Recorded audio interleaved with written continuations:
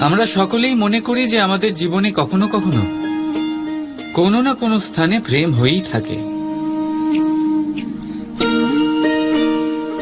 সেটা মাতা পিতার আর সন্তানের প্রেম হোক, জ্ঞানীর জ্ঞানের সাথে হোক, কোনো শিল্পীর নিজের শিল্পের সাথে হোক, ইত্যাদি ইত্যাদি।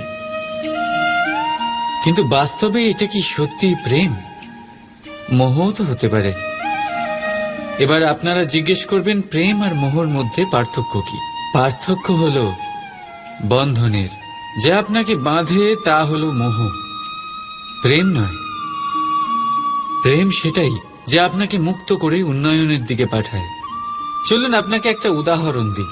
কিছু মাতা পিতা নিজের সন্তানকে কোনো অন্য নগরীতে পড়তে পাঠাতে পারেন না, নিজের সন্তানকে তার বন্ধুদের সাথে খেলতে দিতে পারেন না। চিন্তা করেন যে তাদের সন্তানের যাতে